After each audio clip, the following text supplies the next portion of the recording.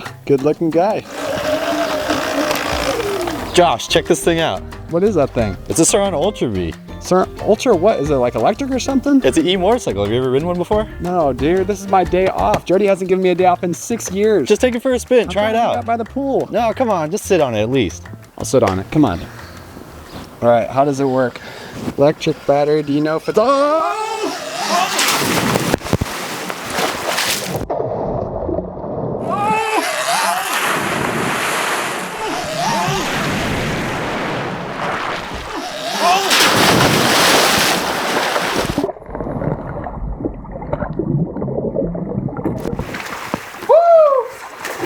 I didn't know it was on! Are you serious? That was sunk! Are you serious? Oh my gosh. Surron's gonna kill you, dude! I didn't know it was running. Well, now I gotta get it out of there. Okay, well...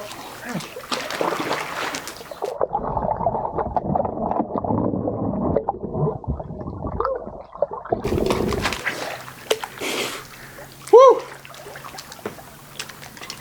Oh my gosh, it's still running! It's still running! No way! Oh, it's still running! Woo! Oh, let's get it out of this! Let's get it out as quick as we can! Pull on the wheel! Dude, are you serious? It's still running! Oh gosh! Whoa! Dude! It still works? Are you serious right now? There, all right. Woo! It runs! It still runs! Do another one for a victory lap. What do you do in my pool?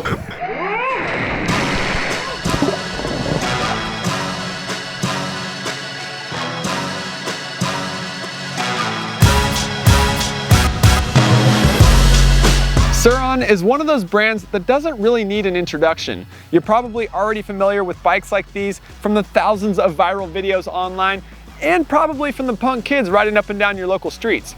But what I bet you didn't know is that Surron makes a full-scale dirt bike. In this video, we're gonna see what the Storm Bee and the Ultra Bee are capable of here at Glen Helen.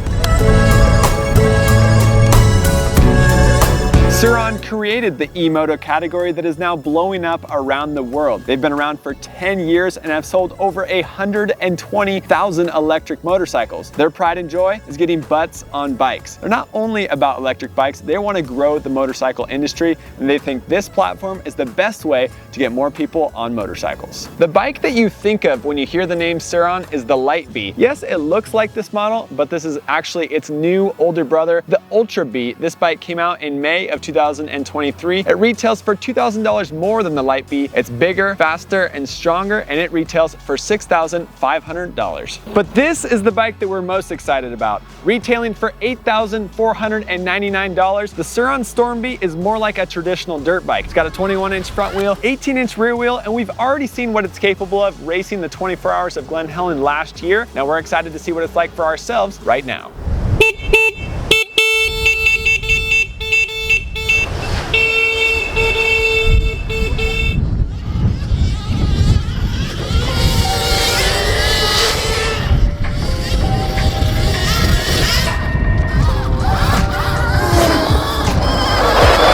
What are these bikes capable of? Today we had Glen Helen all to ourselves and we tasted just a little bit of everything that Glen Helen has to offer. We had to hit the main track, we had to hit the vet track, the pee-wee track, the stadium cross track, then we hit the truck track, we messed around on the bleachers, we did some speed runs down the back parking lot, then we went over to the trails, did some technical enduro riding, and honestly we had a ton of fun. But the reason we had so much fun, we had this place all to ourselves, and I think that really highlights the benefits of the Surron Storm Bee and Ultra Bee bikes. These are not quite motocross models, and we understand that, and Surron understands that too. Surron is not trying to compete like Stark is against Honda, Kawasaki, Yamaha, Suzuki, and KTM. No, they're trying to create their own segment, and truthfully, they did create their own segment. It's the E-Moto segment. It's not an e-bike like an e-mountain bike, but it's an E-Moto. It's a smaller scale bike, but also electric bike, not competitive against the 454 strokes that we have here at Glen Helen. So because we have the track to ourselves, we had a ton of fun playing around on these things today. Test rider Justin Lee, he's the one behind the MXA Fantasy app, and he was the one riding the Ultra Bee today. So up until a couple months ago, I had no idea that these Surrons even existed either. We had a ton of fun riding on them today. What was your first impressions hopping on the bikes? Were they faster, slower? So the Storm Bee reminded me more of an actual dirt bike that we would ride out here at Glen Helen, like a 450 or a bigger size machine. The Ultra Bee though felt more like a mountain bike with obviously the motor inside, but lightweight, super nimble, and easy to get around the track. For me, the Storm Bee felt like a CRF 250F, a really heavy trail bike.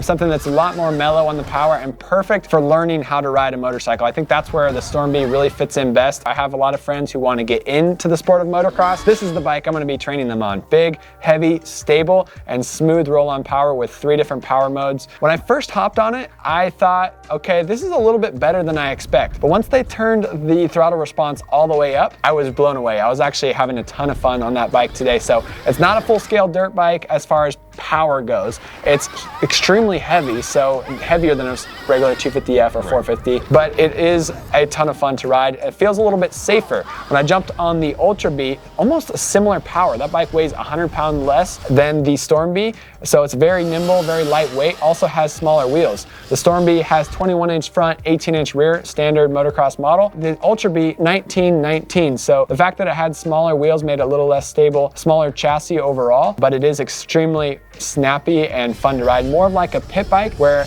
the Storm Bee is more like a CRF 250F. The big question coming into today is the Storm Bee a capable motocross machine?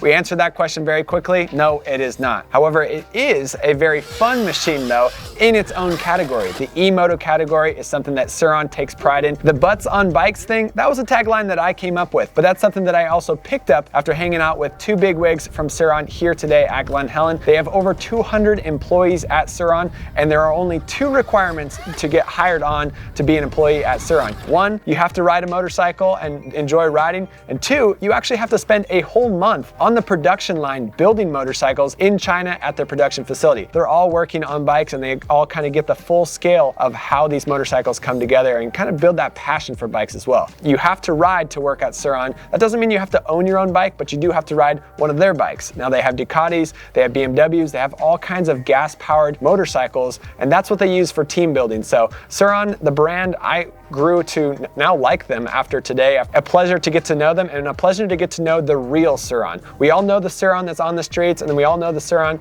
that's getting in trouble on Facebook and on YouTube and on Instagram. Now we got to meet the backstory. We got to see the 2 bigger models, the Ultra Bee and the Storm Bee, and honestly, we had a ton of fun with them today. Today I rode the Ultra Bee. I started at 96%, and when I ended I was at 25%, and the total mileage that I had accumulated was 16 miles, which was actually more surprising than I thought. It lasted a long time. We had been riding for a few hours, taking videos, taking pictures, doing all that sort of thing. So really pleasantly surprised with the battery life on the Ultra Bee. Later in the afternoon, we moved over to the Storm Bee, and Josh and I actually tried to put down some fast lap times on the motocross track. And when we were really hanging it out, using the turbo button, putting it to its paces, it was using about 8% per lap, which is decent, but at the same time, you know, each lap coming around, I felt like it was getting a little bit lower and lower, and you would have a little bit less if you were trying to ride back home from a track or if you're out in the deserts. That was also on a full-scale motocross track with soft dirt. Like the track was ripped and prepped, so we're wide open everywhere. Obviously, the bikes are more made for playing around, you know, making berms, jumping smaller jumps. The Storm Bee, that battery actually lasted quite a bit longer. We got the same mileage out of it, 16 miles, and we were down to just about 45%, I believe it was, before we put a new battery in and we went out for our second session. So we didn't even need to put a new battery in at that time. But as for ease of ride, these things are impressively easy. I mean, it's almost unfair how easy it is to ride. If you can ride a bicycle, you can ride a Surron, and that is something that makes it easier for people to get into the sport. Of course, a lot less maintenance with these bikes, which is better for, you know, for young kids. Pretty simple, you know, put some chain lube on, plug the bike in, and you're good to go.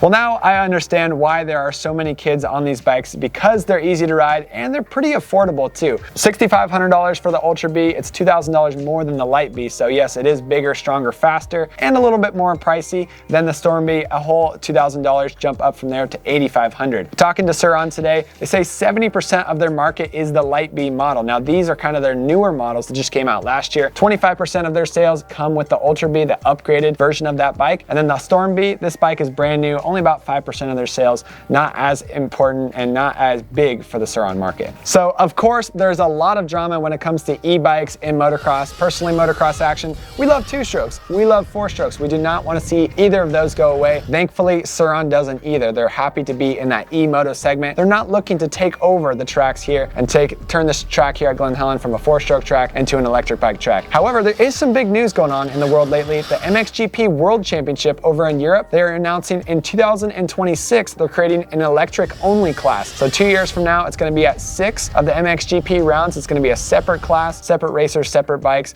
not racing electric bikes with the 4-strokes in the 450 or 250 classes. Stark, they are upset about it. They released a press release just recently saying that they see that electric bikes should be in the combustion engine classes. So let us know in the comments down below. Do you think electric bikes should race with 4-strokes and 2-strokes, or do you think they should have their own separate class? I don't have a lot of electric bike experience. KTM Freeride, we got to test that one for a while. There's a video and an article on our website. Comparing the KTM Freeride to these 3 bikes, I'd say it fits right in the middle. Not as fast as these bikes. Both of these bikes are a little faster, a little more throttle response, but it's definitely lighter than the Storm Bee, definitely heavier than the Ultra Bee, and it's a lot more nimble than the Storm Bee as well, but not as nimble as the Ultra Bee. So that's a little comparison if you know what the KTM Freeride's all about. That's all for this video. I'm excited to take these bikes home, continue testing, and if you guys have any questions, leave them down below because we're excited to see what you guys think as well. So although the Surron Ultra Bee did pass the underwater test with flying colors, this bike was literally riding underwater.